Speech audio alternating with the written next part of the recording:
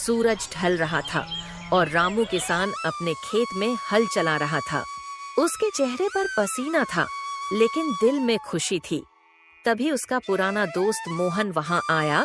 मोहन ने कहा, अरे रामू भाई, तुम तो हमेशा खेत में ही लगे रहते हो, कभी आराम भी कर लिया करो।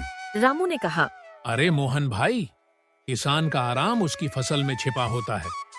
जब फसल लहलहाती है तब दिल को सुकून मिलता है।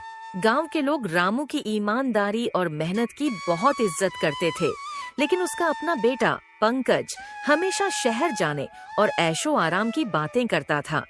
पंकज पढ़ाई पूरी करके गांव लौटा, लेकिन उसे खेती से नफरत थी।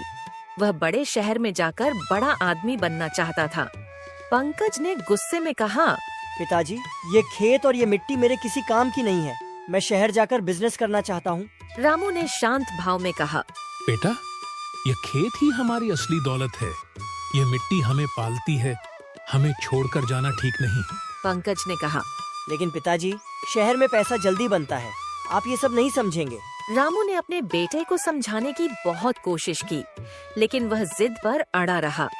एक दिन गांव में बहुत बड़ा सूखा पड़ा। रामू ने अपनी फसल बचाने के लिए रात दिन मेहनत की, लेकिन पानी की भारी कमी हो गई। गांव में हाहाकार मच गया। गांव के सरपंच ने कहा, रामू भाई, अब क्या किया जाए?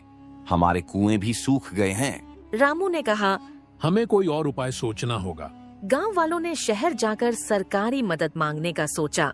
पंकज यह देखकर खुश था कि अब खेती खत्म होने वाली है और वह शहर जा सकेगा। पंकज ने रामू को समझाया कि खेत बेचकर शहर में नया काम शुरू किया जाए। पंकज ने चालाकी से कहा, पिताजी, जब पानी ही नहीं है तो खेत रखने का क्या फायदा? इससे अच्छा इसे बेचकर शहर में कुछ नया करें।